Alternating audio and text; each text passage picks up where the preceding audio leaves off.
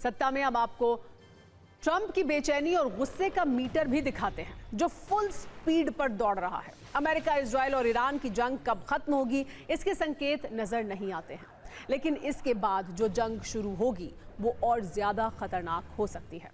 जहां अमेरिका के सामने उसके दुश्मन ही नहीं बल्कि उसके दोस्त भी खड़े होंगे, यानी वो नेटो देश जिनके दम पर ट्रंप ईरान जंग में बड़ी बड़ी बातें कर रहे थे, लेकिन उन देशों ने इस युद्ध में अमेरिका का साथ देने से इनकार कर दिया है।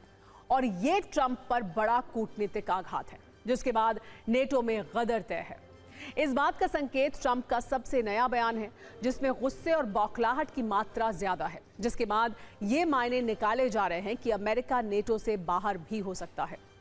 ट्रंप ने कहा है कि अमेरिका के बिना नेटो जीरो है और वो इससे बाहर निकलने पर विचार कर रहे हैं।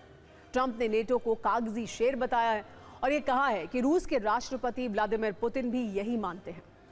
दर्द ट्रंप यह है कि अमेरिका हमेशा अपने साथियों के लिए खड़ा रहा है, लेकिन इस बार कोई अमेरिका के साथ नहीं आया। उन्होंने यूक्रेन का उदाहरण देते हुए कहा कि वहां अमेरिका ने मदद की थी, लेकिन वही समर्थन अमेरिका को नहीं मिल रहा। इस बात को अमेरिका हमेशा याद रखेगा। इस पूरे संकट का केंद्र में हॉर्मुज स्ट्रेट है, जो सबसे अहम समुद्री रास्ता है। ईरान ने इस पर अपनी मनमर्जी का ताला लटकाया है, लेकिन इसे खुलवाने में अमेरिका की दूसरे देश मदद नहीं कर रहे हैं। ब्रिटेन ने युद्ध में अमेरिका का साथ देने से साफ इनकार कर दिया है।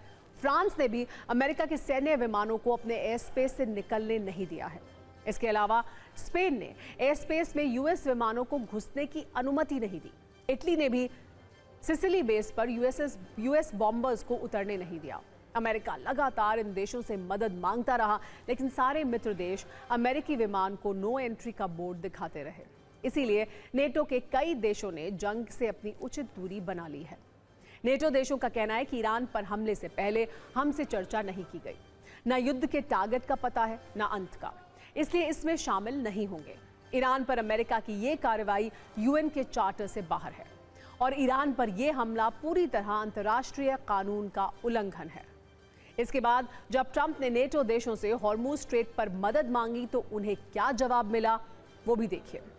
ट्रंप चाहते थे नेटो देश अपने वॉरशिप भेजें, लेकिन ब्रिटेन का कहना है कि हम जंग में शामिल नहीं होंगे। ट्रंप की डिमांड थी नेटो देश हॉर्मुज स्ट्रेट खुलवाने में मदद करें, लेकिन फ्रांस ने कह दिया कि यह डोनाल्ड ट्रंप का निजी युद्ध है। ट्रंप की मांग थी कि दूसरे देश ईरान के खिलाफ हस्तक्षेप करें, लेकिन इटली ने ट्रंप की इस रणनीति को ही गलत बताया है। इसीलिए ईरान युद्ध में जहां एक और ट्रंप फंस गए हैं, तो कूटनीतिक जंग में भी वो अकेले पड़ गए हैं।